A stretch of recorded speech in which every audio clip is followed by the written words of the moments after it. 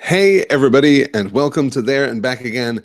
I'm Alistair Stevens, and this is the 10th session in our series exploring Tolkien's Middle-earth. Tonight, we cover chapters 11 and 12 of The Hobbit on the doorstep and inside information.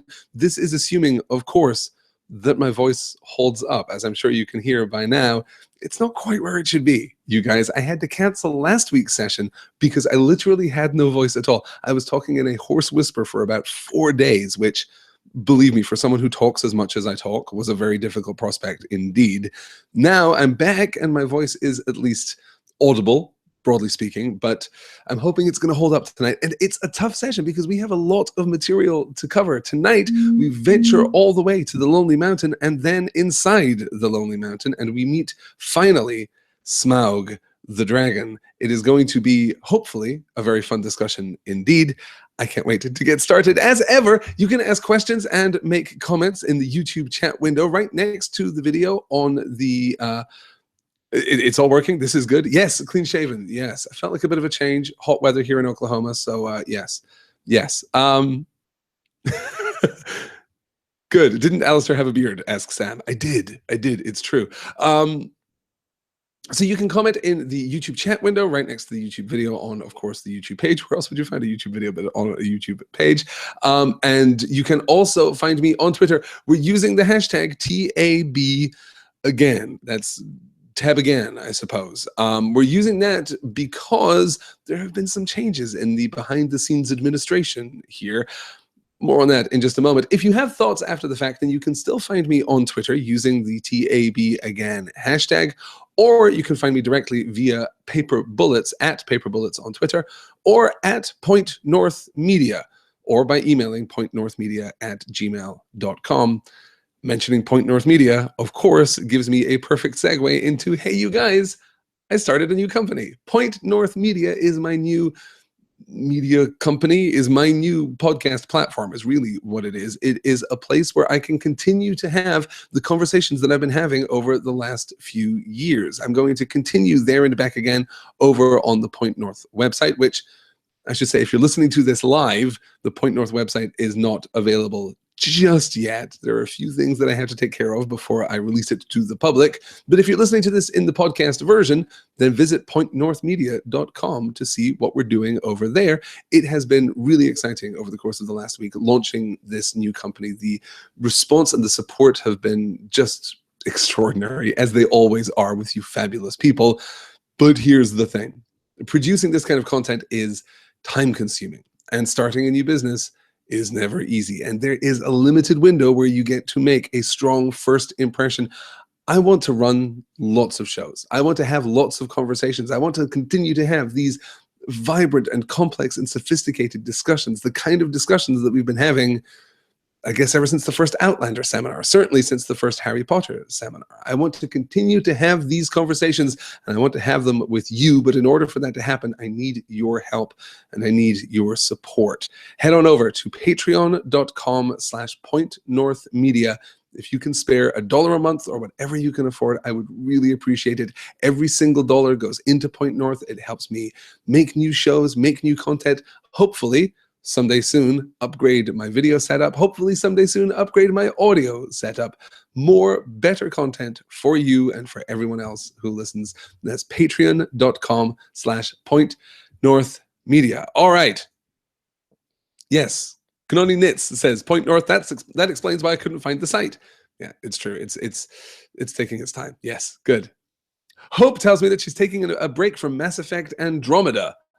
For me, or for me and Bilbo, which I completely appreciate. Yes, good. Good. All right, let's get into this thing then, shall we? Because we have a lot to discuss, and as if it wasn't enough that we're going to discuss these two chapters tonight, I want to begin, of course, by going backwards. I mentioned at the end of the last session that I wanted to talk a little more about Lake Town, and I wanted to talk more about the time that we spend at Lake Town in that chapter and its impact as a fulcrum around which the story turns. And that, I think, cannot readily be overestimated. I think that the impact of this chapter on the shape of the story as a whole is nothing short of profound. Up until this point in the story, The dwarves have been engaged in a treasure hunt. In chapter 4, it is outright referred to as a treasure hunt. Hey, we're going to go to the Lonely Mountain. We're going to win back our gold and jewels from him. And then we're going to just really celebrate. Just like a huge party is going to be great. The problem is that the treasure hunt aspect of the story, I think it's fair to say, is the weakest aspect of the story. So weak is it, in fact, that Smaug himself will call it out at the end of tonight's reading. So what do? When we arrive at Lake Town, Tolkien completely reconstructs his sense of this adventure story. This chapter is the first time in his original drafts that Tolkien refers to Thorin as Thorin Oakenshield. This is the first time that Thorin takes on this mantle of greatness. This is the first time that Thorin becomes the returning king. And that, of course, is seeded back through the novel. In later revisions, Tolkien would fold those elements back in the first half of the novel. But this is the turning point. This is the fulcrum. This is the point at which Thorin's character comes into focus, the core conflict comes into focus, the idea of returning to the Lonely Mountain, the idea of reclaiming Erebor, the idea of Thorin becoming once again the king under the mountain. These are powerful, iconic, vital, archetypal ideas. This suddenly becomes, from its humble beginnings as a let's go and steal a dragon's hoard story, this becomes one of the most vibrant, and elemental plots that Tolkien will write. It's a plot so vibrant and elemental, one might argue that he revisits it in part in The Lord of the Rings. This is a vital story, and it becomes vital here. So what I want to do is take a very quick look at a couple of passages that we got in Lake Town that we can dip back into. The Lake Town chapter, of course, chapter 10 that we discussed 2 weeks ago now, but in the previous podcast episode.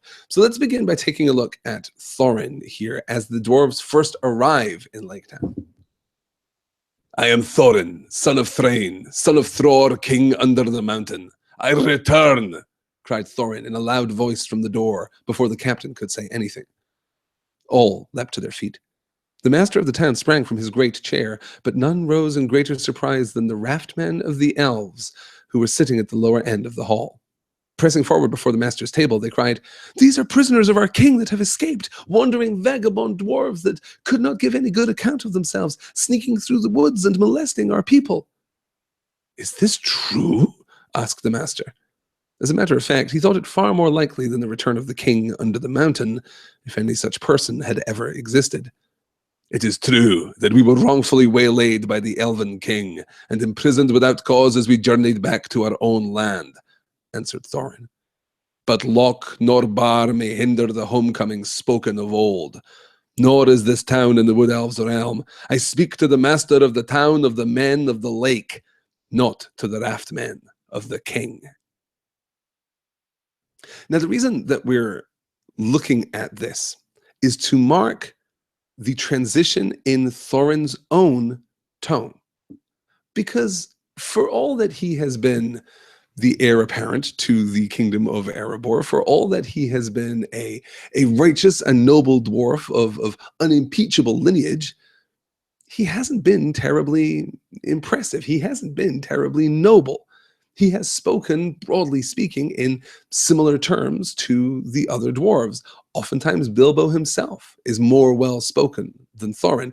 And I mention this specifically because, of course, being well-spoken is a token of regality. It is a token of natural and innate superiority. We would expect Thorin, as a prince, as the heir apparent, to bring with him, to carry with him some kind of presence, some kind of charisma, some skill with oratory.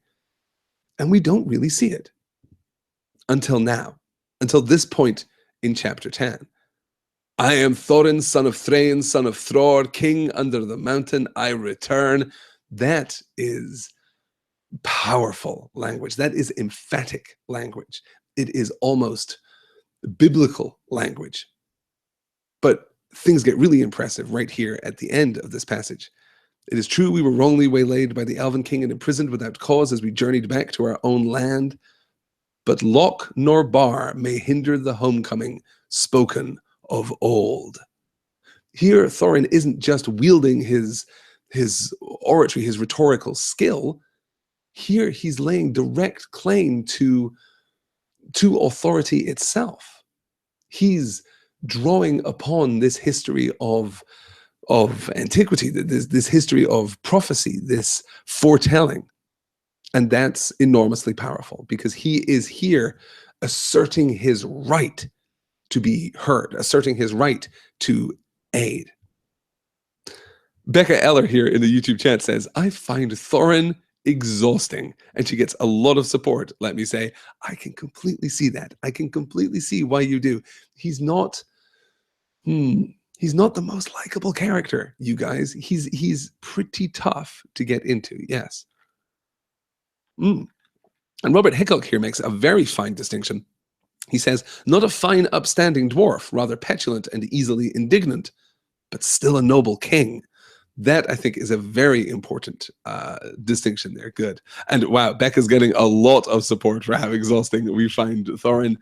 I will admit, Thorin is not my favorite character until the very end of the book. So if this is your first time through The Hobbit, or if you have only the fuzziest memory of how the book ends, do stick with it. As Kate Met says here on Twitter, kings don't rule by popularity. Very true. And Kate says, the other Kate, I guess, and other Kate, we have an abundance of Catherines, to borrow a popular phrase. We have a Kate here in YouTube who says, Thorin is no Aragorn. A truer statement has perhaps never been made. Yes. Good. So I wanted to look here at the exact cadence of Thorin's language, because as we look at the purpose and the weight and the rhetorical impact of language, and as we look at the way that language, particularly high oratory, is reflective of a particular social standing, more on this later when we get to Smaug the dragon, we must also contrast this with Bilbo during his time at Lake Town. Some of the songs were old ones, but some of them were quite new and spoke confidently of the sudden death of the dragon and of cargoes of rich presents coming down the river to Lake Town. These were inspired largely by the master, and they did not particularly please the dwarves, but in the meantime they were well contented, and they quickly grew fat and strong again. Indeed, within a week they were quite recovered, fitted out in fine cloth of their proper colours, with beards combed and trimmed and proud steps.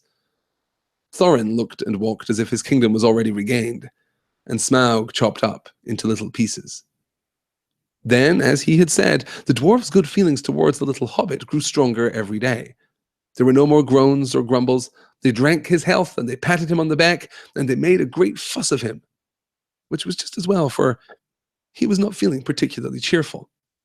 He had not forgotten the look of the mountain, nor the thought of the dragon, and he had, besides, a shocking cold. For 3 days he sneezed and coughed, and he could not go out, and even after that his speeches at banquets were limited to, "Thank you very much." The notion of Bilbo's sudden head cold, this is, of course, a notion that I can empathize with quite profoundly at this point. The notion of Bilbo's head cold may feel comedic. It may feel somewhat silly, but it shows a couple of different things here. The first of which is Bilbo's incompatibility with his surroundings, with his immediate context. He is not of the lake. And I think it's vital to understand that as the dwarves are restored, as they are growing haler and heartier, as they are growing fatter and happier and stronger, Bilbo is really tracking the opposite trajectory. Bilbo is getting worse. He's getting sicker. And that, I think, speaks to this idea that now here in the shadow of the Lonely Mountain, now here in the shadow of Erebor, the dwarves, in a sense, are home. And Bilbo, of course, is anything but. At the same time, I think that Bilbo's inability to speak, his inability to express himself, contrasts rather beautifully with Thorin's growing eloquence, as he speaks more and more, and in richer and higher terms and tones, so Bilbo's ever-reducing vocabulary becomes a really effective counterpoint, I think. Bilbo is here heavy with real concern, heavy with real fear, wondering what on earth they are going to do next. Whereas Thorin, as we see here, acts as though he believes that Smaug has already been defeated and his kingdom restored. Thorin is theatrical, but he is not living in the real world. Bilbo is anything but theatrical at this point. I doubt that he has time even to utter a word or two of prose, let alone a word or two of poetry. So Bilbo is anything but eloquent, anything but oratorically gifted at this point. But he is armed with a more authentic, a more true perspective. That's vital, because this is going to set the stage for what becomes the final showdown, what becomes the final twist in the ongoing conflict between Thorin and Bilbo. All of that stems from, I would argue, this time here in Lake Town. Good. Yes, as Sarah Thomas says here in the YouTube chat, when you travel with someone and you're both foreigners, there is a connection. But when you visit someone's foreign to you home, it can make you feel very isolated. Yes, I think there's really something to that. Though the degree to which Lake Town is familiar with the dwarves is, of course, problematic. There's a beat in that last slide that I completely love. Some of the songs were old ones, but some of them were quite new and spoke confidently of the sudden death of the dragon and of cargoes of rich presents coming down the river to Lake Town. These were inspired largely by the master. This is, I think, one of the only times in The Hobbit that we hear about music being used as propaganda. And there is something uncomfortable. There is something unsettling about the thought of the master drawing upon old songs and writing new songs as a means of reassuring the populace that, hey, you guys, everything's going to be fine. That sits uncomfortably in Tolkien's body of work, I think. Yeah. Dylan the Joel says, just got here. Did we already talk about how Bilbo is becoming the dwarf surrogate Gandalf? Not yet, but we will. Good catch. Yes. All right. Excellent. Let's, I did want to show you one other thing just before we move into tonight's actual reading, since we've been running for 20 minutes already. This is Tolkien's illustration of Lake Town itself. I know a few of you had trouble visualizing Lake Town, had trouble really with any sense of what Lake Town is. And this is how Tolkien depicted it. Driven from the coast, they have set these enormous pylons into the soft mud beneath the lake and constructed what is, in effect, I suppose, a giant pier. This is a floating city that occupies the middle of this lake in the shadow of the Lonely Mountain itself. I just love Tolkien's original art here and wanted to share this one really. Good. Excellent. Excuse me. All right. This is going to get worse before it gets better, you guys. Okay. So let's move onward then to tonight's reading, into chapter 11, On the Doorstep, in which we ascend at last the Lonely Mountain and then try to work out what comes next. This is taken from the very beginning of the chapter here. It was a weary journey and a quiet and stealthy one. There was no laughter or a song or a sound of harps, and the pride and hopes which had stirred in their hearts at the singing of old songs by the lake died away to a plodding gloom. They knew that they were drawing near to the end of their journey, and that it might be a very horrible end. The land about them grew bleak and barren, though once, as Thorin told them, it had been green and fair. There was little grass, and before long there was neither bush nor tree, and only broken and blackened stumps to speak of ones long vanished. They were come to the desolation of the dragon, and they were come at the waning of the year. They reached the skirts of the mountain all the same without meeting any danger or any sign of the dragon other than the wilderness he had made about his lair. The mountain lay dark and silent before them, and ever higher above them. They made their first camp on the western side of the great southern spur, which ended in a height called Raven Hill. On this there had been an old watch post, but they dared not climb it yet. It was too exposed.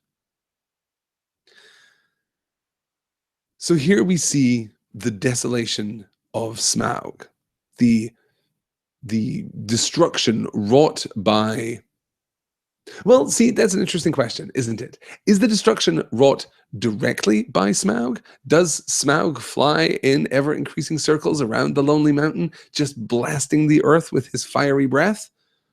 Or is there something else happening here? Is this related in part to what we saw back in Mirkwood? We discussed at the time how Mirkwood had been corrupted, fairy though it is, otherworldly though it is.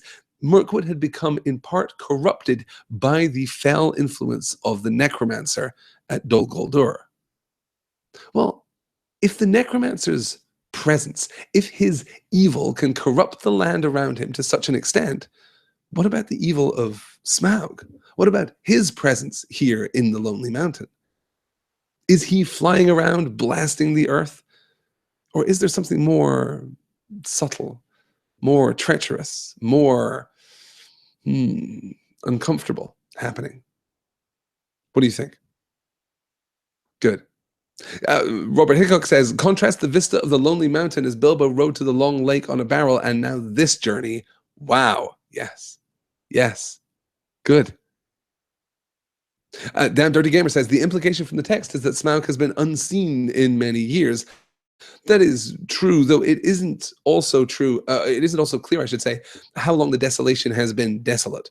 It's entirely possible that this was ravaged by Smaug very early in his residence at the Lonely Mountain and still has yet to recover.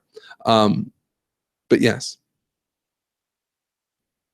Jackie says it reminds me of the Children of Hurin. That's something we'll talk about at some point, I'm sure. Yes. Yes. All right. Excellent. Good. Okay. So crossing the desolation, we see a weight settle upon the dwarves. We see the dwarves begin what is going to be a pattern for the next handful of chapters. Well, they swing wildly from really unfounded optimism to sudden and intractable depression and misery. They will become bleak at the drop of a hat. And we'll continue to track that, of course, as we move forward. But this journey across the desolation is so much more than simply a geographical process. It is also, I think, a profoundly internal, a profoundly psychological process, because now the dwarves are coming face to face with their home, and they are crossing this land that has been blasted and bleached and can sustain and support almost no life. They are coming to terms with the idea that the kingdom that they have sought to steal from, to recover their treasures from, and now in part the kingdom that they want to simply reclaim, has been undercut, has been damaged in a way that perhaps isn't simple to rectify. We'll talk about another theory on the we'll talk about another theory on the desolation of Smaug a little later, yes. Though Robert is saying here in the YouTube chat, remember the dragons are of Morgoth, they are his creations. This is a foreshadowing of the desolation of Mordor, a la Sauron Morgoth's number one. And I think that's absolutely true. I think that's very astute, Robert. The problem, I think, too, is that isn't as evident from the Hobbit itself as we might want it to be. We can certainly backfill, and it is consistent enough that we can build up our understanding of Smaug's dragon sickness in particular in order to support that thesis, but it's not quite there. Yeah. Good. Okay. Excuse me. So from there, we ascend the Lonely Mountain, and we find our way to the location of the secret door foretold so long ago on Thorin's map. Bilbo found sitting on the doorstep, lonesome and wearisome. There was not really a doorstep, of course, really, but they used to call the little grassy space between the wall and the opening the doorstep in fun, remembering Bilbo's words long ago at the unexpected party in his hobbit hole, when he said they could sit on the doorstep till they thought of something. And sit and think they did, or wandered aimlessly about, the glummer and glummer they became. Their spirits had risen a little at the discovery of the path, but now they sank into their boots, and yet they would not give it up and go away. The hobbit was no longer much brighter than the dwarves. He would do nothing but sit with his back to the rock face and stare away west through the opening, over the cliff, over the wide lands to the black wall of Mirkwood and the distances beyond, in which he sometimes thought he could catch glimpses of the misty mountains. Far.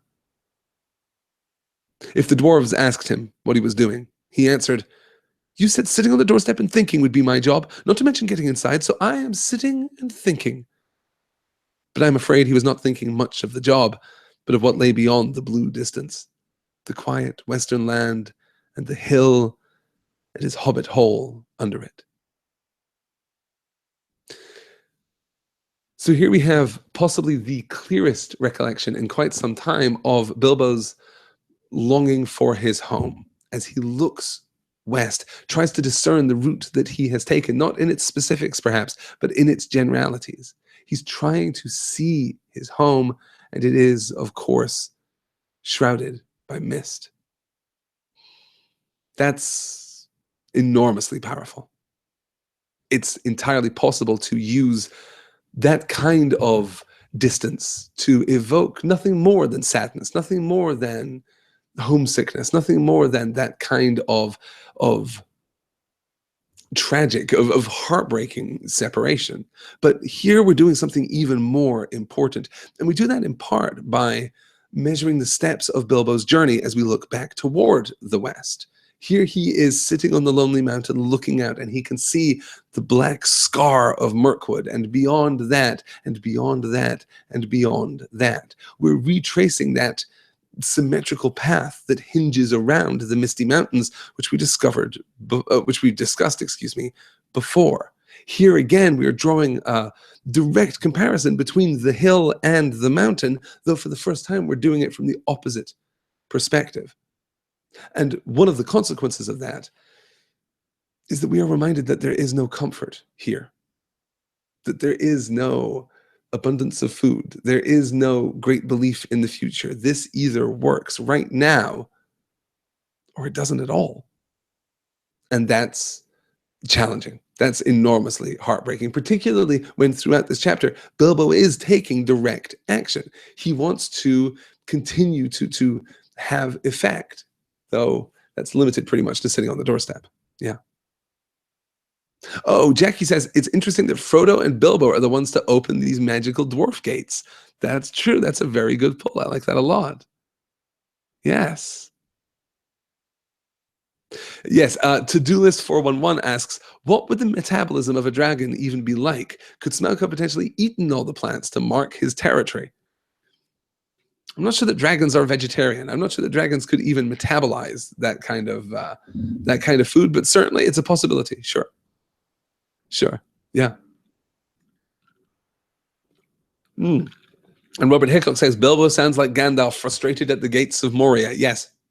When we hit the gates of Moria, we will certainly look back at this encounter and see those echoes and similarities as we discuss so often here on the seminar. Okay, good. Good. Okay. So completely miserable. Yes, completely miserable. Bilbo sits on the doorstep until we are forcibly reminded of the words of the moon letters on Thorin's map. These are the letters that were discovered by Elrond at Rivendell, of course. Stand by the grey stone when the thrush knocks, and the setting sun with the last light of Durin's day will shine upon the keyhole. Now, here again, we discussed this a little at the time, but here again, we can see something that is more than fortunate, that's something that is more than simple instruction. This is, at the very least, part prophecy. Stand by the grey stone when the thrush knocks. That's okay. I mean, stand by the grey stone when the thrush knocks. Okay, that could be any time. That's just fine. And the setting sun with the last light of Durin's day will shine upon the keyhole. Is that possible? Could that have been constructed by these dwarves, as skilled as they are? Well, I have no idea. But this does speak to me of a more theological argument, of a more creationist argument, I suppose. Excuse me. Because when we stand by the grey stone and the thrush knocks, we change keys here. We change tones in the prophecy. The setting sun with the last light of Durin's day will shine upon the keyhole. That is outright prediction. That is predictive right there. And then, of course, we get to Bilbo. At that very moment, he heard a sharp crack behind him. There on the grey stone and the grass was an enormous thrush, nearly coal black, its pale yellow breast freckled with dark spots. Crack! It had caught a snail and was knocking it on the stone. Crack! Crack! Suddenly Bilbo understood. Forgetting all danger, he stood on the ledge and hailed the dwarves, shouting and waving. Those that were nearest came tumbling over the rocks and as fast as they could along the ledge to him, wondering what on earth was the matter. The others shouted to be hauled up by ropes. Except Bombur, of course. He was asleep. Quickly, Bilbo explained. They all fell silent, the hobbits standing by the grey stone and the dwarves with wagging beards watching impatiently. The sun... Okay, we got a little video problem here.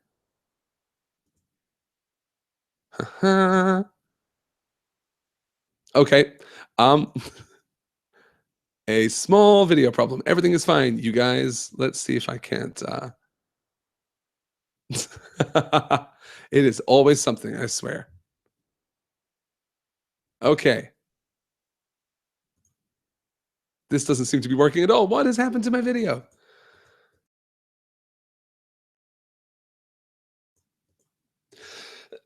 Yes, I know. I'm seeing here that you can all still hear me, but this is, yes, something very, very odd has happened, and I'm not sure entirely what it is, but I don't think that I can, suspend this and then come back to it, which is kind of a huge problem. Yes, and my neck has entirely disappeared. Yes, this is a terrible thing. Okay, let's,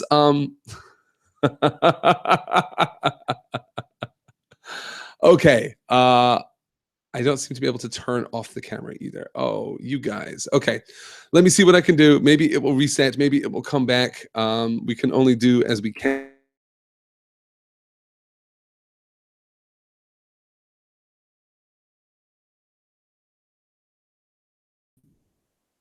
Okay, I should be back. Everything is working. Something to edit out of the podcast now. It's all fine. I'm just going to wait for you guys to catch up so that you can see that I'm here and it's all going to work. There I am. Okay, good. Okay, now we're back. Let's pick up where we were. Let me share the slide with you again then, I guess. You guys. Quickly, Bilbo explained. They all fell silent, the hobbits standing by the grey stone and the dwarves with wagging beards watching impatiently. The sun sank lower and lower and their hopes fell. It sank into a belt of reddened cloud and disappeared. The dwarves groaned, but still Bilbo stood almost without moving. The little moon was dipping to the horizon. Evening was coming on.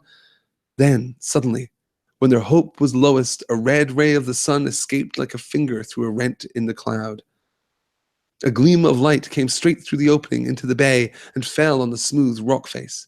The old thrush, who had been watching from a high perch with beady eyes and head cocked on one side, gave a sudden trill. There was a loud crack. A flake of rock split from the wall and fell. A hole appeared suddenly, about 3 feet from the ground.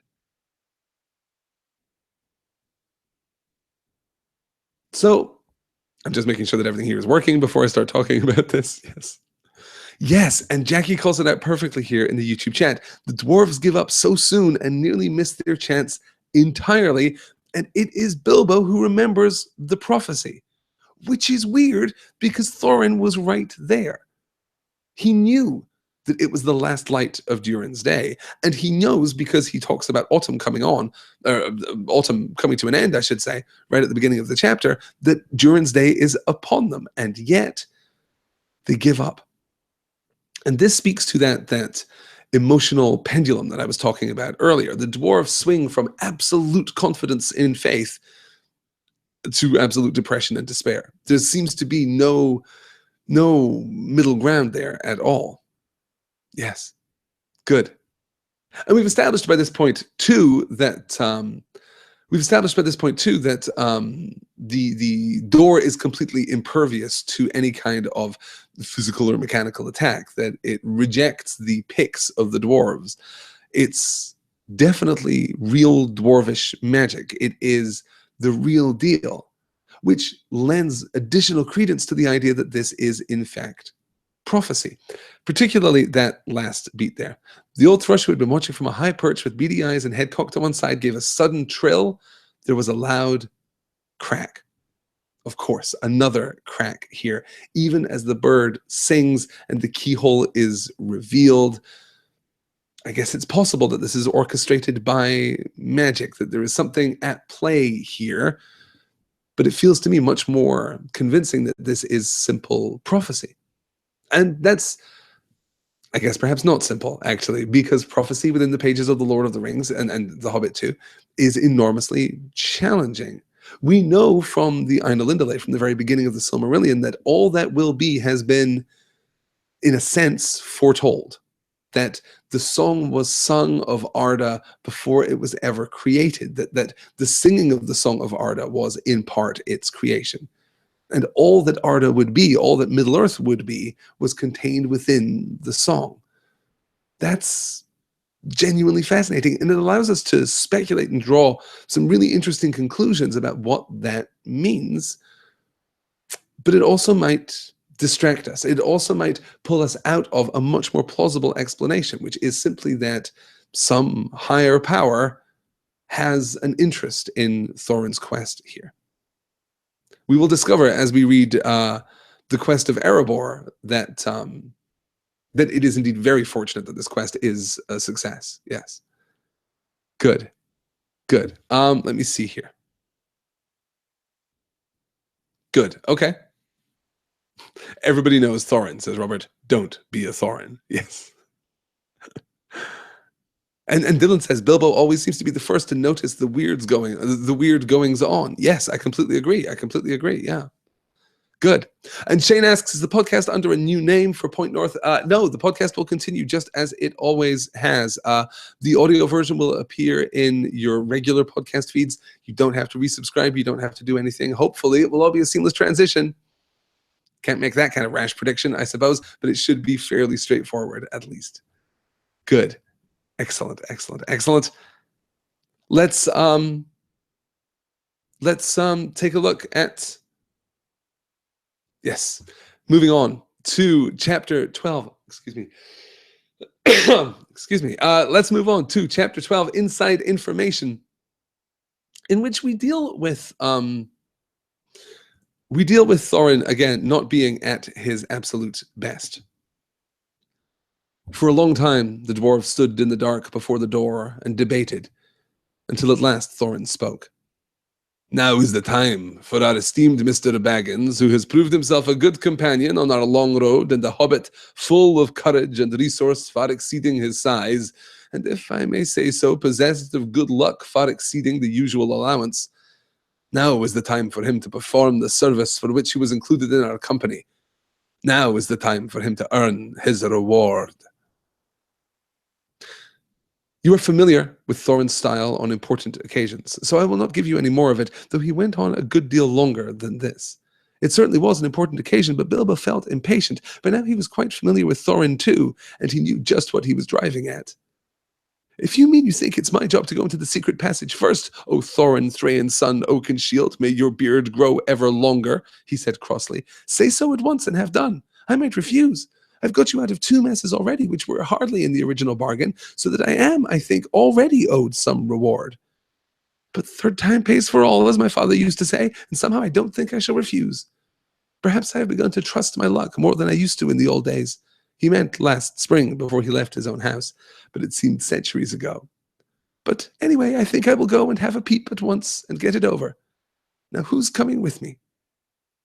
As Jackie says here in the YouTube chat, even the narrator isn't a huge fan of Thorin, it seems.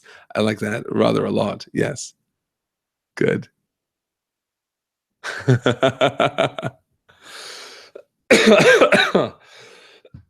Excuse me, I do apologize. Yes, as Kate says here, narrator is like, I roll Thorin, am I right? And Sarah says, little sassy hobbit. I completely love the I completely love Bilbo's response. If you mean you think it is my job to go into the secret passage first, O Thorin, Thrain's son, Oakenshield, may your beard grow ever longer. Say so at once and have done. That is unarguably, I think, the sassiest thing we've heard from Bilbo so far, and maybe one of the sassiest things we hear from Bilbo at all. Yes, good, good. Um, right. And of course, we have here too, let me cancel that slide. We have here too Thorin giving explicit and significant credit to Bilbo's luck, and once again we're calling out his luck as something that Bilbo possesses. That this is a quality that he is in possession of and can presumably utilize at will.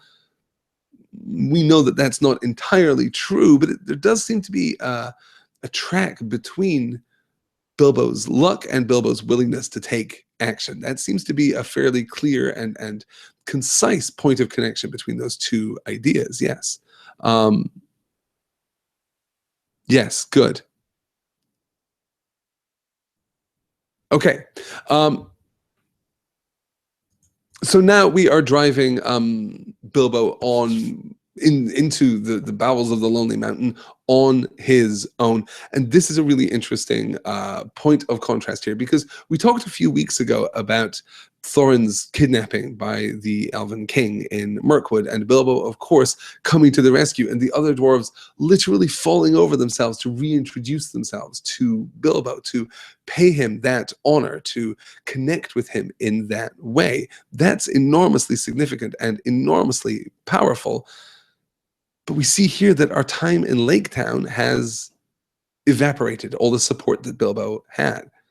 During the escape from the Elven King's lair, we talked about how even Thorin was recognizing Bilbo's natural authority, if not quite bowing to it outright, though certainly not doing that thing. But here we get a very different take. We get a very different study of Bilbo's relationship with the dwarves. We get a sense here in which Bilbo has been once again relegated back simply to his job, that now he is simply the burglar. So get in there and bring out 25,000 pieces of jewelry, but one at a time, because let's not be nuts. I'm letting my snark show here a little bit at the implausibility of the dwarves' plan. Yes, good. Yes, and Sabrina says having a ring of invisibility makes it easier to take action here too. Absolutely fair. Yes. Yes. Good. And still a lot of Thorin hate. I do understand it. I really do. Good. Okay, so let's push on then to Bilbo actually venturing into the lair of Smaug. It was at this point that Bilbo stopped. Going on from there was the bravest thing he ever did. The tremendous things that happened afterwards were as nothing compared to it. He fought the real battle in the tunnel alone before he ever saw the vast danger that lay in wait. At any rate, after a short halt, go on. Excuse me. At any rate, after a short halt, go on he did, and you can picture him coming to the end of the tunnel, an opening of much the same size and shape as the door above. Through it peeps the hobbit's little head. Before him lies the great bottommost cellar or dungeon hall of the ancient dwarves, right at the mountain's root. It is almost dark, so that its vastness can only be dimly guessed. But rising from the near side of the rocky floor, there is a great glow. The glow of Smaug. There he lay, a vast red golden dragon, fast asleep. A thrumming came from his jaws and nostrils, and wisps of smoke, but his fires were low in slumber. Beneath him, under all his limbs and his huge coiled tail, and about him on all sides stretching away across unseen floors, lay countless piles of precious things, gold wrought and unwrought, gems and jewels, and silver red stained in the ruddy light. So there is here, I mean, obviously, here's the dragon. That's pretty great. Here's the horde. That's pretty great. But there is here too something else happening. There is here too the presence of what we will refer to later as the dragon sickness. There is a corruptive power to great accumulations of wealth. Wealth is already corruptive in the Lord of the Rings. Certainly an excess is corruptive within the Lord of the Rings. But the accumulation of wealth for no great reason is a direct path to the dragon sickness. Now, it is, I think, a point of open contention whether or not dragon sickness stems from the presence of Smaug or whether there was, I guess, a pre-existing condition in this particular regard. Because we must remember that over time, the dwarves began to retreat from the world. They wanted to close up their great doors. They wanted to make themselves beautiful objects of spun wire and caught glass and all of these things that we hear described in the Misty Mountains Cold Song. But over time, they turned inward. Over time, they became insular. They stopped connecting with the outside world and started accumulating these things for their own value. Which means that it is possible that dragon sickness is not caused by dragons, but rather dragon sickness attracts dragons. It may well be the case that it was the selfishness, the hubris, the self-destructive impulses of the dwarves, certainly the isolationist policies of the dwarves, that attracted the dragon in the first place. But what is undeniable is that even here, Bilbo is responding to it. Bilbo is feeling that presence, that pressure on him. Let's look at the horde itself, shall we? To say that Bilbo's breath was taken away is no description at all. There are no words left to express his staggerment, since men changed the language that they learned of elves in the days when all the world was wonderful. Bilbo had heard tell and sing of dragon hordes before, but the splendor, the lust, the glory of such treasure had never yet come home to him. His heart was filled and pierced with enchantment and with the desire of dwarves, and he gazed motionless, almost forgetting the frightful guardian, at the gold beyond price and count. He gazed for what seemed an age before, drawn almost against his will, he stole from the shadow of the doorway across the floor to the nearest edge of the mounds of treasure. Above him the sleeping dragon lay, a dire menace even in his sleep. He grasped a great two-handled cup, as heavy as he could carry, and cast one fearful eye upwards. Smaug stirred a wing, opened a claw. The rumble of his snoring changed its note. Then Bilbo fled. But the dragon did not wake, not yet, and shifted into other dreams of greed and violence, lying there in his stolen hall while the little hobbit toiled back up the long tunnel. His heart was beating, and a more fevered shaking was in his legs than when he was going to sit down. But still he clutched the cup, and his chief thought was, "I've done it. This will show them. More like a grocer than a burglar, indeed. Well, you'll hear no more of that." Excuse me. Um, so what we see here is Bilbo's sudden desire to take this cup, his sudden desire to what? To prove something to the dwarves? Well, yes, that seems fair. To take something for himself, to prove, not just to demonstrate his skill to the dwarves, but to prove his own position as a burglar. Is that maybe part of what's going on? Possibly. Possibly. But it seems to me very clear that in the presence of the dragon, under the influence of the dragon, the draconic urge to hoard, to accumulate, to own but never to use becomes all the stronger. And that's bad news. Very bad news indeed, in fact. And we will continue to track through really next week's reading how the dragon sickness operates on those of a weaker disposition, let's say. Good.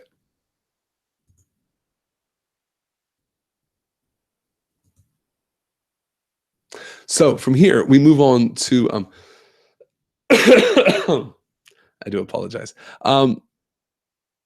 Yes. Oh, Danielle asks, having read the Silmarillion, this time when all the world was wonderful but men and elves coexisted is hard to pin down. Did I miss a golden age? I love it though. No, I love it too, but The Hobbit is not entirely compatible with the Silmarillion. Yes. Good. Yes. Yes, and Jean says, all of this thought of dragon sickness and dwarven greed just made me realize how much more deep our conversation of Gimli will and can be in a few months. I completely agree. And Sarah's recommending hot drinks here. Yes, I do have some ice water here that I'm sipping, which is, I have to say, very good. My throat's actually a little yes. As Hope says here in the in the Twitter chat, Bilbo is really mad about that grocer dig. He sure is. He's not letting that go at all. At all. Good. Yes, and for those of you who are keeping up with the Silmarillion readings, for those of you who have been either those of you who are familiar with that book, those of you who are delving into that book for the first time, it is worth keeping track of the Dwarven rings. The Dwarven rings carry with them an interesting and specific ability, which is simply the accumulation of wealth. If you possess one of these rings, if you were one of the heads of the great dwarven houses, then these rings would effectively seed a hoard for you. They would attract gold and jewels to you so that you can become, all the more corrupted in that way. Yeah. Good. Good. All right. Let me see here. Let's move on to what is, I think, the highlight of tonight's reading, the highlight of this chapter, certainly the highlight of our discussion tonight. Let's move on to the first in a two-part discussion of Smaug and Bilbo. So this is after Bilbo wakes Smaug. Well, thief, I smell you and I feel your air. I hear your breath. Come along, help yourself again. There is plenty and to spare.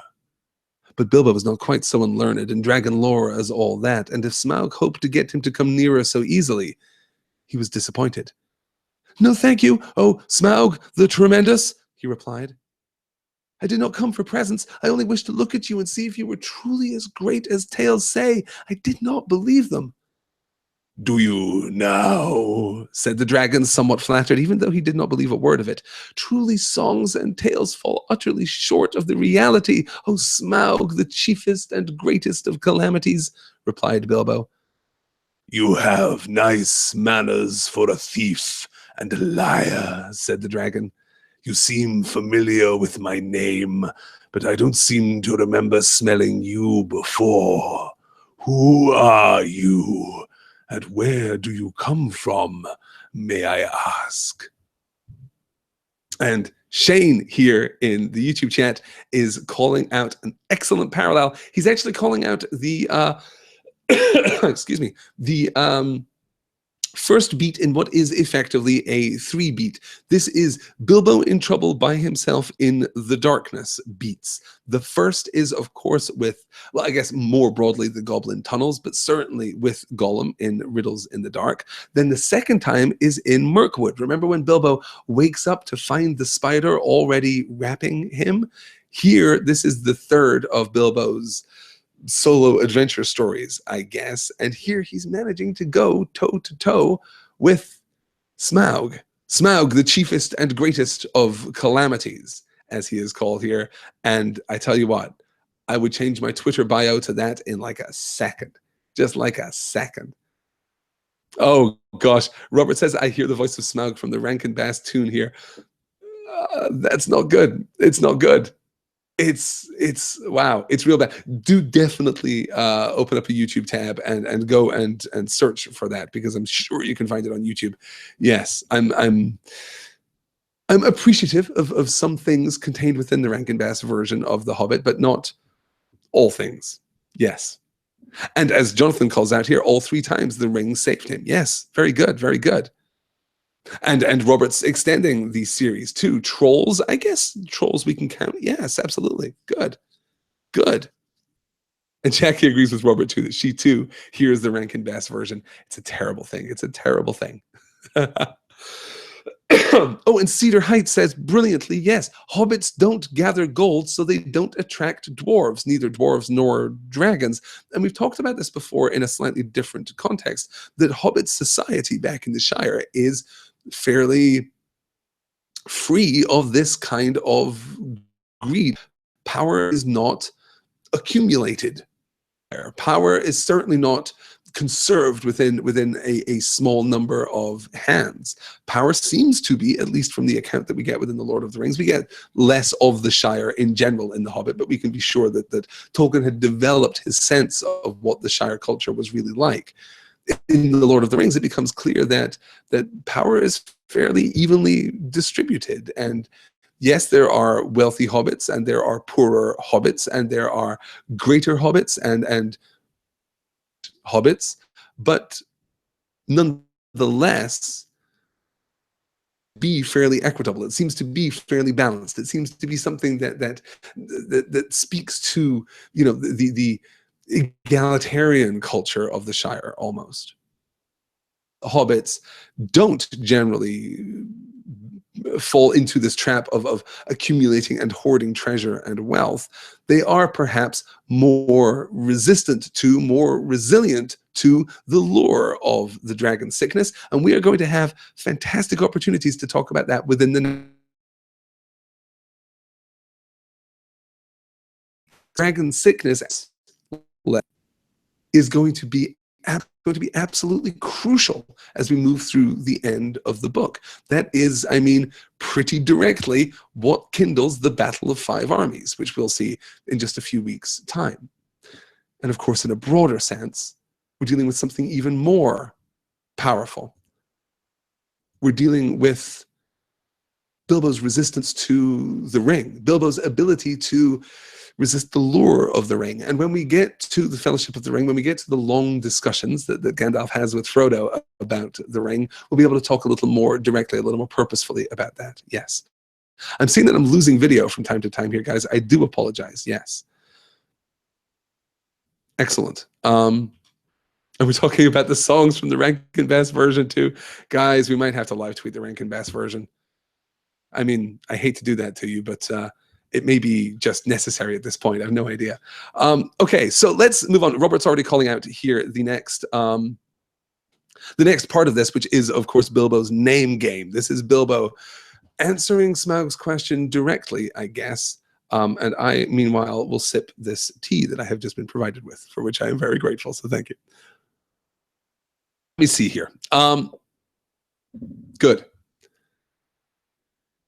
This is Bilbo's response to Smaug demanding to know his name. You may indeed. I come from under the hill, and under the hills and over the hills my paths led, and through the air. I am he that walks unseen. So I can well believe, said Smaug, but that is hardly your usual name. I am the clue finder, the web cutter, the stinging fly. I was chosen for the lucky number. Lovely titles, sneered the dragon, but lucky numbers don't always come off. I am he that buries his friends alive and drowns them and draws them alive again from the water. I came from the end of a bag, but no bag went over me. These don't sound so creditable, scoffed Smaug. I am the friend of bears and the guest of eagles. I am ring winner and luck wearer, and I am barrel rider, went on Bilbo, beginning to be pleased with his riddling. This is, I just love this so much. I just love this so much. Not only because it's beautifully written, not only because it is, of course, an echo of the riddle game too, in a sense, but because what we see here is surprisingly deft and sophisticated. Does this sound like Bilbo? Does this sound like the Bilbo that we have known previously? Well, not really. He's beginning toward the end here, as we see in that last line. He's beginning to be pleased with his riddling. He's beginning almost to taunt Smaug. And that can't end well.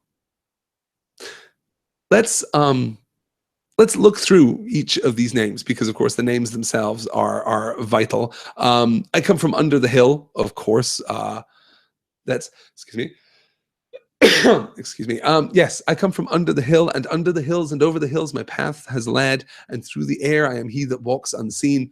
All fairly straightforward, of course. From under the hill, the passage under the misty mountains and over the misty mountains, through the air and the eagles, I am he that walks unseen, thanks to the ring, of course. But then we move on to the Mirkwood part of the adventure, as he says, I am the clue finder, the web cutter, the stinging fly. I was chosen for the lucky number. And there is a slight snarl of continuity here, which I really rather love. In one of the original drafts of The Hobbit, not the original published version, but one of the earliest drafts as Tolkien was writing it, there was a passage during the Mirkwood adventure where Bilbo actually retrieved a spindle of spider silk and used it as a means of tracking his path through the darkness, just as Theseus did in the labyrinth. Now, that was cut from later revisions to The Hobbit, but I think that it endures in this particular reference, because I am the clue finder. Clue is an archaic term for a ball of thread, essentially, for a spindle of silken yarn in this instance. There's really no other way in which Bilbo could accurately describe himself as a clue finder. And I should say, too, that that word clue, meaning a ball of yarn or a spindle of thread, is the root of our modern word clue, because it is something by which you find your way through, something by which you find your way out. It is an indicator of the direction in which you must travel if you are to be successful. So it inherits all of that meaning from this older version of the word. So for me, clue finder is a relic of an earlier draft of the story, that when Bilbo actually found a clue of silk, he could use it to escape the labyrinth of Mirkwood. Here, although that adventure now never happened, here we have some reference being made to it. Obviously, the web cutter, the stinging fly, once again, we're drawn back to Bilbo's idea of himself as the fly that stings. He is not a great warrior. He is not a hero or a champion. He is not going to go toe-to-toe with Smaug in battle, but he can sting and he can be elusive. And then, of course, I was chosen for the lucky number to break the curse of 13.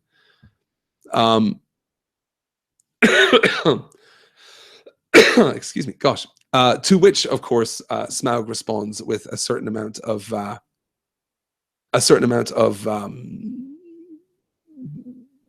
what is the word I'm looking for? He sneers. He responds with a certain amount, a certain lack of credulity, a certain incredulity would also have been another way of putting that. All words just abandoned my brain, you guys. Personally, I think it's the T. Lovely titles, sneer the dragon, but lucky numbers don't always come off. This is the idea that that you can avoid such things, except, of course, when you can't. Yes. I am he that buries his friends alive and drowns them and draws them alive again from the water. I come from the end of a bag, but no bag went over me. No bag went over me, of course, being a reference to the encounter with the trolls way, way back on the other side of the Misty Mountains. Here we see Bilbo moving. He's transiting here from prose to poetry. He is beginning to draw on more abstract and epic ideas. This is enormously powerful. And then, I am the friend of bears and the guest of eagles. I am ring winner and luck wearer, and I am barrel rider. Here, we're doing something even greater, because now we're no longer talking in metaphor. Now we're no longer talking in symbolism, effectively. Now, Bilbo is actually making a claim to these names, to these titles specifically. I am ring winner, capital R. I am luck wearer, capital L. I am barrel rider, capital B.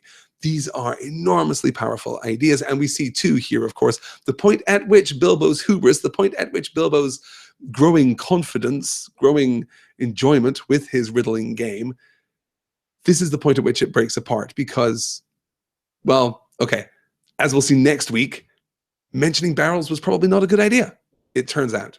Mentioning barrels specifically will have dire consequences. But I want to look more closely at the idea of ring winner and luck wearer. Now, we've talked a lot about luck wearer. We've talked a lot about luck as a possession of Bilbo's. And I think that there is a marked difference here between acknowledging Bilbo's unlikely luck, acknowledging his surprising luck, and then also making claim to it. Because we've seen before that Bilbo is most successful when his luck opens a door and Bilbo chooses to walk through it, when Bilbo takes action himself in support of his own luck. Luck didn't rescue the dwarves from the halls of the Elven King. Luck, supported by Bilbo's immediate and bold action, saved the dwarves from the halls of the Elven King. We see that again and again and again. But to cast yourself as the luck wearer, I feel, is very nearly crossing a line. And if that isn't crossing a line, ring winner certainly is. Now, we must remember that in the original version of The Hobbit, we must remember that in the original version of The Hobbit, the riddle game was much more civil. Gollum actually intended to give Bilbo the One Ring, in the original draft, of course, not the One Ring. Gollum actually intended to give Bilbo his magic invisibility ring as a prize for winning the riddle game. So in that sense, ultimately, of course, Gollum couldn't do that because Bilbo had already found the ring. And nonetheless, Gollum and Bilbo part on fairly good terms in the original version of The Hobbit. By the time we get to the revised version, of course, 20 years later, there is a great deal more enmity in that chapter. And in that instance, Bilbo's referring to himself as ring winner. Seems at the very least wildly disingenuous.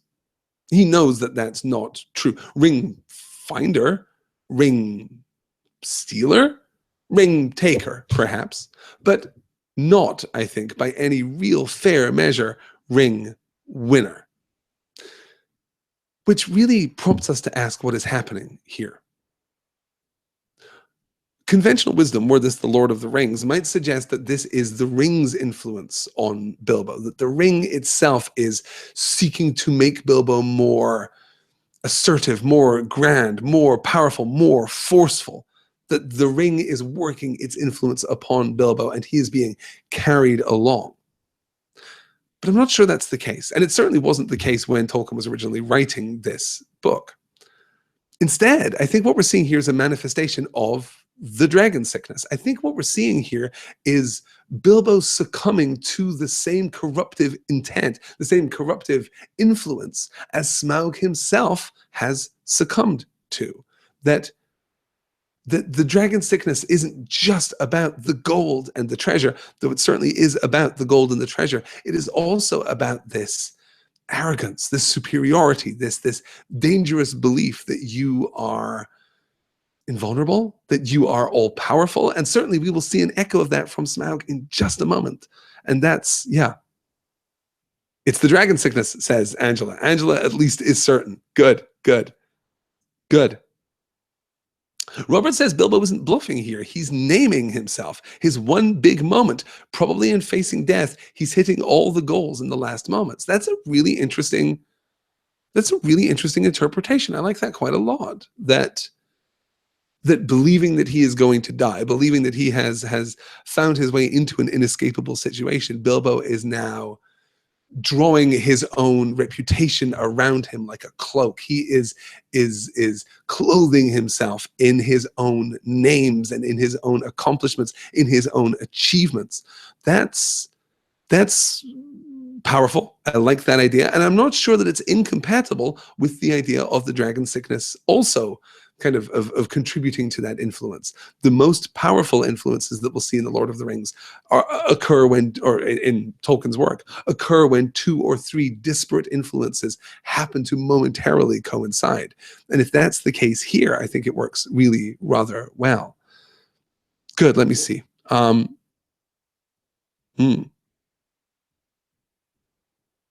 Um, yes, we're having some really good conversations in the YouTube chat tonight. This is excellent. Yes, yes.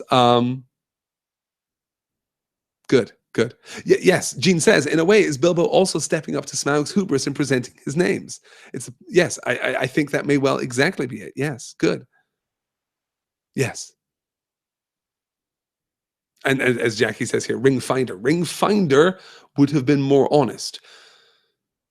And that's all the more true when we look back on these events from the perspective of the Lord of the Rings, because once we know Gollum's story, once we know the story of Smeagol and Diagal, they're supposed to be split like that, by the way. I kind of hate it. It's Smeagol. I don't think I like that, but we'll probably go with Smeagol as we move through the Lord of the Rings itself. But as we understand how that came about, how he discovered or gained the ring in the first place, we'll begin to see this pattern of justification. We'll begin to explore this notion that the first thing the ring does is reassure you that you are the rightful bearer of the ring. And this turn from ring finder to ring winner, and the way in which that implies a natural authority, the way in which that implies a sense of actual justice, that's powerful. That is not to be overlooked from a quasi extra-textual point of view, while we're folding in our understanding of the Lord of the Rings here. Yes, yes. Gene says, we cannot fairly look at the ring's influence in The Hobbit, can we? It's never given to us in this text specifically, but here's the thing. We kind of can, only because Tolkien was so extraordinary at what he did.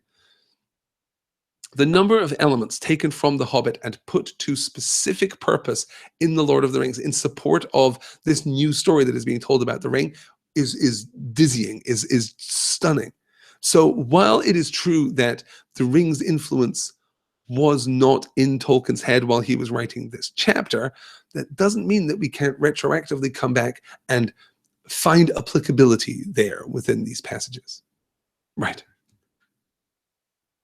Yes, as Victoria says here on Twitter, the ring definitely feels like a different object in The Hobbit than in The Lord of the Rings. And of course, it absolutely was. In The Hobbit, it's Bilbo's magic invisibility ring. It's one of dozens, if not hundreds, of such rings scattered all over the surface of Middle-earth. It has no great significance whatsoever, except that when he wanted to write the sequel for The Hobbit and he needed a hook, Tolkien turned to the ring and transformed it into the One Ring. And that obviously shifts its position within the story a great deal. Good. Lady Circus says Tolkien was the master of the retcon. That is I mean, absolutely true, but it's almost to do him a disservice by saying, I mean, yes, the man could retcon could fold stories around themselves in incredibly complex, but also incredibly subtle and beautiful ways. Yes, I mean, you're absolutely right. Good. Good. Okay. Excellent. Excuse me. Yes, Nikki says, I interpreted it as Bilbo claiming who he is, then getting carried away by the influence of the dragon sickness, plus the desire to make himself appear bigger and better to preserve his life. That's an interesting interpretation, too. I like that quite a lot. From here, we move forward into our, well, there's really no way to be nice about this. The dwarves' plan makes no sense. And that is only exacerbated in chapter 10 when we get to Lake Town and suddenly the tone of the book takes a turn. The dwarves themselves are heralded. And then we get to the Lonely Mountain. And as Smaug is about to ask, what was the plan? I don't know if it has occurred to you that even if you could steal the gold bit by bit, a matter of 100 years or so, you could not get it very far. Not much use on the mountainside, not much use in the forest. Bless me. Had you never thought of the catch? A 14th chair, I suppose, or something like it. Those were the terms. But what about delivery? What about cartage?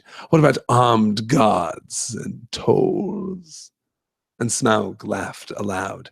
He had a wicked and a wily heart, and he knew his guesses were not far out, though he suspected that the lake men were at the back of the plans, and that most of the plunder was meant to stop there in the town by the shore that in his young days had been called Esgaroth.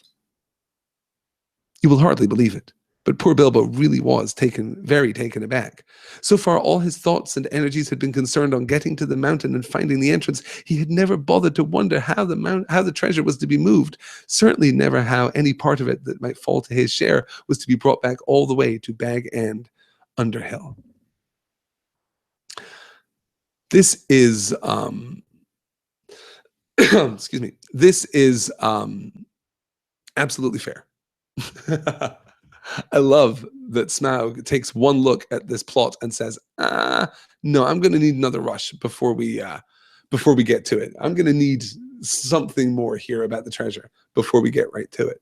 But at the same time, it allows us to explore these direct interactions, which are absolutely pivotal to the book.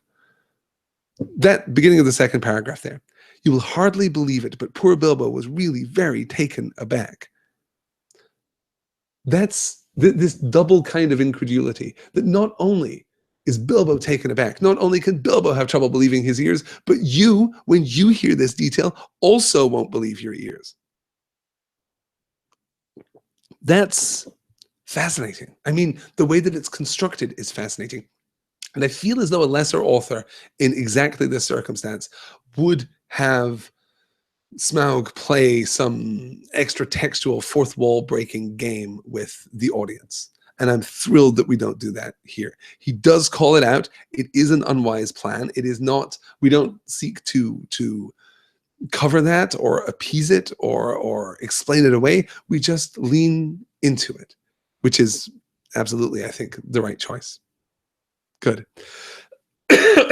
Yes. Yes, as Jean says here, so often it's said we can only look at what the text gives us, but with these books and this story, it seems almost impossible to not look at the Tolkien Legendarium as a whole. And this specific instance, Jean, I think you are completely right. I do think it behooves us to look at books as single units, to study stories uncontaminated by the comments of the popular discourse on the internet or the comments of the author, him or herself. You know, it's a purer experience to simply dive into the book and to respond to the story itself and not have to bracket any extra information, any extra textual information. But all the same, if you're going to do it, you should do it with Tolkien. All right. Danielle says there's something so weird about Smaug talking about cartage. It's like he knows about markets or taxes and things too. So mundane a thing. Yes, I completely agree. It is an odd one. Yes. Yes. Good. Good. Okay. To this, Bilbo replies that they are not here purely for gold. They are instead here, well, with a bloodier purpose in mind. I tell you, he said, in an effort to remain loyal to his friends and to keep his end up, that gold was only an afterthought with us. We came over hill and under hill by wave and wind for revenge. Surely, O Smaug, the unaccessibly wealthy, you must realize that your successors had made you some bitter enemies. Excuse me, that your success has made you some bitter enemies. Then Smaug really did laugh. And a devastating sound which shook Bilbo to the floor, while far up in the tunnel the dwarves huddled together and imagined that the Hobbit had come to a sudden and a nasty end. Revenge, he snorted, and the light of his eyes lit the hall from floor to ceiling like scarlet lightning. Revenge! The king under the mountain is dead, and where are his kin that dare seek revenge? Girion, lord of Dale, is dead, and I have eaten his people like a wolf among sheep. And where are his sons that dare approach me? I kill where I wish, and none dare resist. I laid low the warriors of old, and their like is not in the world today. Then I was but young and tender, old and strong thief in the shadows, he gloated. My armor is like tenfold shields. My teeth are swords. My claws spears. The shock of my tail a thunderbolt. My wings a hurricane. And my breath, death. We've really incited something from Smaug here. As Robert says, revenge, the password that set off Smaug. This is a word Smaug comprehends. Bilbo's riddle has failed. This is a really great moment for Smaug because we see, I think, what happens when his hubris is challenged. Because he was cheerful, I guess. He was happy, I guess, to torment Bilbo, to play these little games, knowing that he is stronger. But here we see a shift, and it's almost a shift toward the more poetical. I kill where I wish, and none dare resist. Or, now I am old and strong, strong, strong. The repetition there feeling very poetic at this point. So we're seeing an increase in the tone of the drama, even as we're moving through to surprising and heartbreaking consequences. Yeah. Good.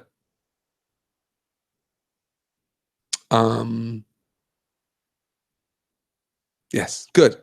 Yeah, and we're talking a little about the balancing act between the Hobbit and the Legendarium, of course. Yes.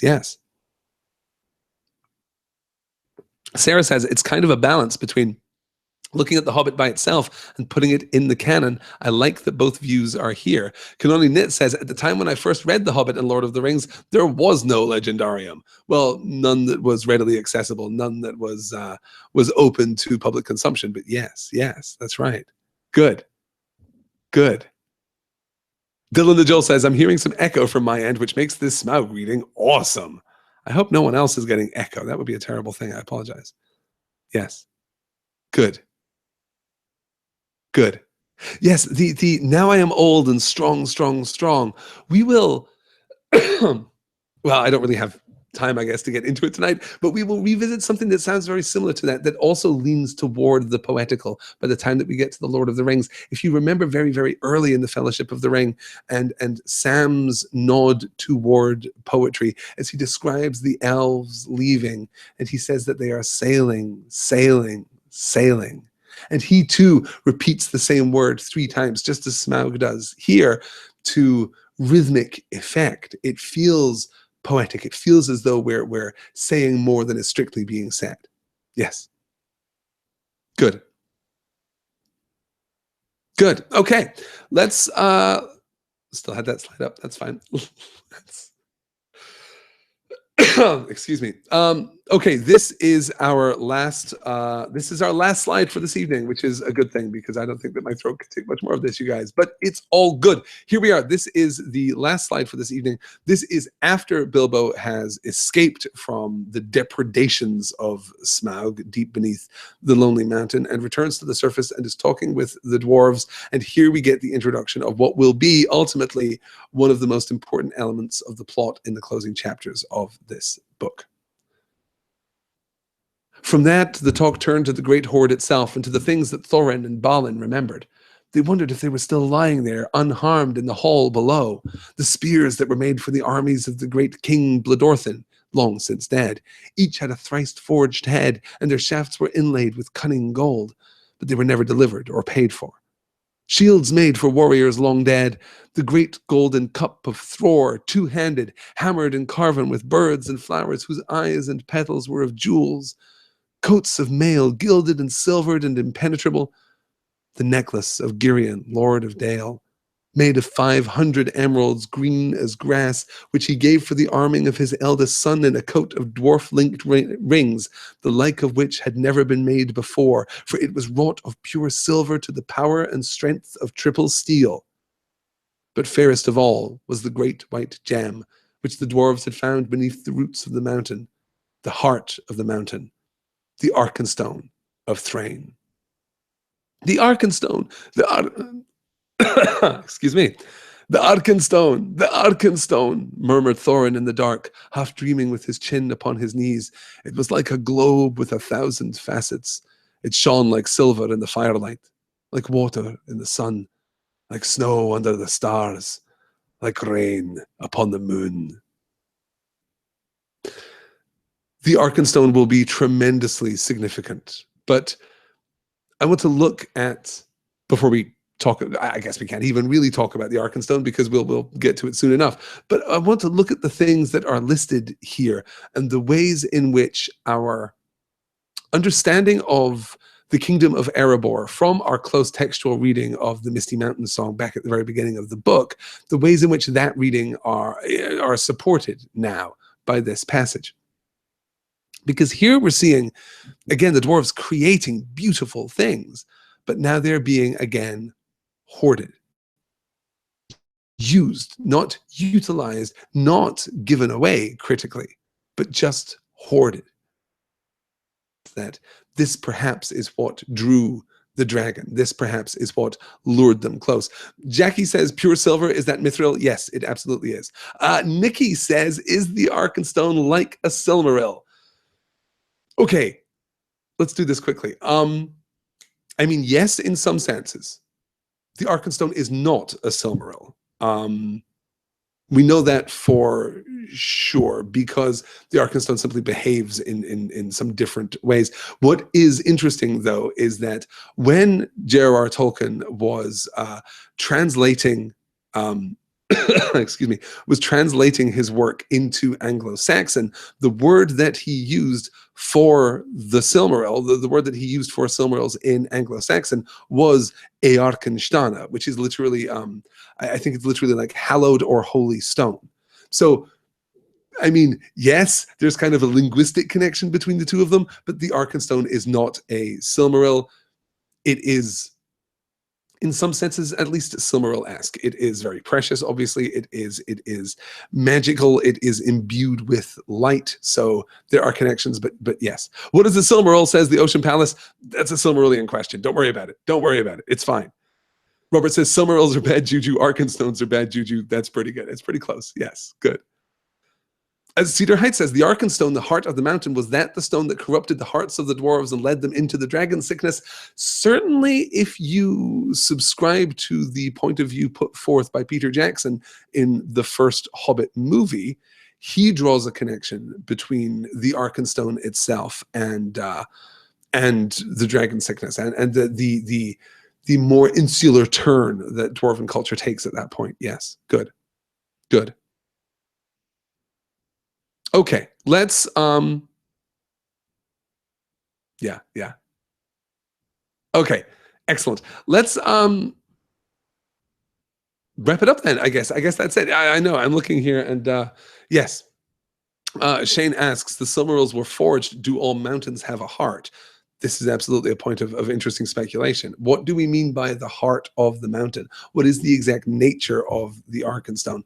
We're going to try and tease some of that out as we move through our descriptions of the Arkenstone later. Yes.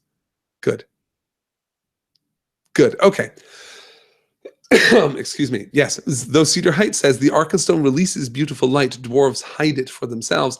Though, I mean, yes, that is true, though we are, I think, led to believe that some of the jewelry, some of the creations of the dwarven shops here are also radiant in that sense. They also give out light, but it is a light that is caught and captured. It is a light that is put to fundamentally different use.